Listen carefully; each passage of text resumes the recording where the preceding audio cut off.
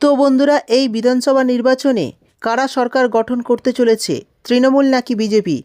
ইতিমধ্যেই কিন্তু রাজ্য জুড়ে বিধানসভা নির্বাচন সম্পন্ন হয়েছে।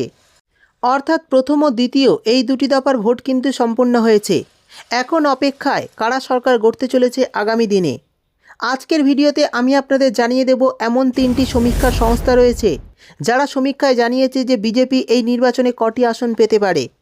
আবার কিছু সমীক্ষা রয়েছে যারা জানাচ্ছে যে টিএমসিকে এগিয়ে রেখেছে, তারা বলছে টিএমসি কটি আসন পেতে পারে। তো কোন কোন সংস্থা কি বলছে, অর্থাৎ কারা বিজেপিকে এগিয়ে রেখেছে আর কারা টিএমসিকে এগিয়ে রেখেছে, সেই সঙ্গে অন্যান্য দল কটি আসন পেতে পারে এই বিধানসভা নির্বাচনে, এই সমস্ত বিষয় আজকের ভিডিওতে আমি আপনাদের একটি নিউজ পোর্টালের মাধ্যমে দেখিয়ে দেব। এখানে আমি আপনাদের বলে দিই, রেজাল্ট কিন্তু ফাইনাল 4 তারিখ প্রকাশিত করা হবে, অর্থাৎ 4 মে প্রকাশিত হবে। সেটাই কিন্তু ফাইনাল তারিখ বা চূড়ান্ত তালিকা। তবে তার আগে জনমত সমীক্ষা করা হয় বিভিন্ন সমীক্ষার তরফে। ইতিমধ্যে 3টি সংস্থার তরফে সমীক্ষা করে জানানো হয়েছে যে এই বিধানসভা নির্বাচনে কোন দল কটি আসন পেতে পারে। তো চলুন সেটা দেখে নিই। তার আগে ভিডিওটি একটু স্কিপ না করে পুরোটা দেখবেন। আর আপনি আমাদের চ্যানেলে নতুন এলে চ্যানেলটি সাবস্ক্রাইব করে পাশের নোটিফিকেশান বেলটি অল করতে ভুলবেন না। তো চলুন ভিডিও শুরু করি। দেখুন, বলা হয়েছে বাংলার এক্সিট পোল, বাংলার মসনদে আবারও তৃণমূল। পড়ুন এই 3 সংস্থার এক্সিট পোল রিপোর্ট। তো চলুন দেখে নিই 3 সংস্থার তরফে এক্সিট পোল রিপোর্টে কি বলা হয়েছে। দেখুন, এরপর জানানো হয়েছে দেখতে দেখতে বাংলার নির্বাচনী উৎসব প্রায় শেষের দিকে। 2 দফার ভোট পর্ব শেষ, আর বাকি শুধু ফলাফল। কে জিতবে বাংলা, কে গড়বে সরকার। ভোট পর্ব শেষ হতেই মানুষ এখন চিন্তায় মগ্ন। আর এর মাঝেই প্রকাশিত হলো নির্বাচনের বুথ ফেরত সমীক্ষার ফল। প্রায় সব সংস্থা এই বিধানসভা নির্বাচনে এগিয়ে রাখছে বিজেপিকে, তবে এই 3টি সংস্থা এগিয়ে রাখছে তৃণমূলকে। চলুন তবে দেখে নেওয়া যাক এই 3 সংস্থা কে কত আসনে তৃণমূল ও বিজেপিকে এগিয়ে রাখছে। দেখুন, প্রথমেই বলা হয়েছে পিপলস পালসের এক্সিট পোল। বাকি সব সংস্থা বিজেপিকে একটু এগিয়ে রাখলেও পিপলস পালস কিন্তু এগিয়ে রাখছে তৃণমূলকে। এই সংস্থার মতে এবারের নির্বাচনে নিরিখে তৃণমূল পেতে পারে 177 থেকে 187টি আসন, বিজেপি পেতে পারে 95 থেকে 110টি আসন, সিপিএম পেতে পারে 0 থেকে 1টি মাত্র আসন, আর কংগ্রেস পেতে পারে 1টি থেকে 3টি আসন। কার্যত পিপলস পালস বাংলার মসনদ দখলের লড়াইয়ে তৃণমূলকেই কিন্তু এগিয়ে রাখছে।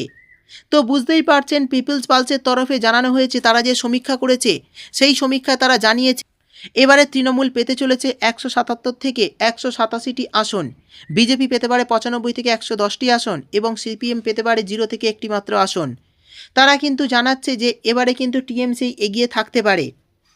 এরপর বলা হয়েছে জনমত পোলসের সমীক্ষা। তো এই জনমত পোলসের সমীক্ষা অনুযায়ী কি বলা হয়েছে দেখুন, বলা হয়েছে তৃণমূল পেতে পারে 195 থেকে 205টি আসন, বিজেপি পেতে পারে 80 থেকে 90টি আসন, কংগ্রেস পেতে পারে 1টি থেকে 3টি আসন, বামফ্রন্ট পেতে পারে 0 থেকে 1টি আসন, অন্যান্যরা পেতে পারেন 3 থেকে 5টি আসন। অর্থাৎ জনমত পোলসের সমীক্ষাও বলছে কিন্তু এবারে টিএমসি কিন্তু বেশি আসন পেতে পারে। তারপর বলা হয়েছে জিবিসি এর এক্সিট পোলের সমীক্ষা। দেখুন, এরা জানাচ্ছে তৃণমূল পাচ্ছে 131 থেকে 152টি আসন, বিজেপি পাচ্ছে 138 থেকে 159টি আসন, বাম পাচ্ছে 0, কংগ্রেস পাচ্ছে 0 থেকে 2টি আসন, অন্যান্যরা পেতে পারেন 0।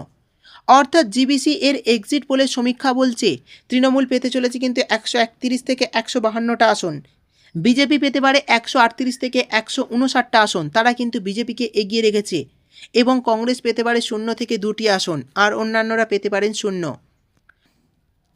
শেষে দেখুন, বলা হয়েছে প্রজা পোল অ্যানালিটিক্স।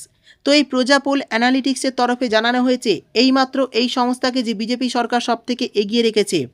তো এই প্রজা পোল অ্যানালিটিক্স এই সংস্থার তরফে জানানো হয়েছে যে বিজেপিকে সবার থেকে এগিয়ে রেখেছে এবং আসন সংখ্যাও বাকি সমীক্ষার থেকে অনেক বেশি। প্রজা পোল অ্যানালিটিক্সের মতে বিজেপি পাবে 178 থেকে 208টি আসন, তৃণমূল পাবে 85 থেকে 110টি আসন, অন্যান্য দল পাবে 0 থেকে 5টি আসন। তো বুঝতেই পারছেন, প্রজা পোল অ্যানালিটিক্সের সমীক্ষা কিন্তু যা তারা জানাচ্ছে বিজেপি কিন্তু এবারে 178 থেকে 208টি আসন পেতে চলেছে, অর্থাৎ তারা কিন্তু বিজেপিকে এগিয়ে রেখেছে। তো বন্ধুরা, আমি আপনাদের এই 4টি কিন্তু সংস্থার কথা জানালাম যারা সমীক্ষা করে জানিয়েছে যে তারা কোন দল কটি সিট পাবে। এখানে দেখুন, যে 4টি আমি সংস্থার কথা বললাম তার মধ্যে 3টি সংস্থা কিন্তু তৃণমূলকে এগিয়ে রেখেছে এবং একটি সংস্থা কিন্তু বিজেপিকে এগিয়ে রেখেছে। তো আমি আপনাদের আবারও বলি, এটি কিন্তু চূড়ান্ত বা ফাইনাল লিস্ট নয়। চূড়ান্ত তালিকা কিন্তু 4 মেই প্রকাশিত হবে। সেখানেই বোঝা যাবে যে কোন দল আগামী দিনে সরকার গঠন করতে চলেছে। তো বন্ধুরা, এটা শুধুমাত্র যে বিভিন্ন জনমত সমীক্ষা হয় সেই সমীক্ষা থেকে রিপোর্ট নিয়ে বলা হয়েছে, সেই সমীক্ষা থেকেই জানানো হয়েছে। তো বন্ধুরা, আপনার এলাকায় কে জিততে পারে, আপনার কি মনে হচ্ছে অবশ্যই কমেন্ট করে জানাবেন। ভিডিও ভালো লাগলে একটি লাইক দিয়ে চ্যানেলটি সাবস্ক্রাইব করতে ভুলবেন না। দেখা হবে পরের একটি ভিডিওতে।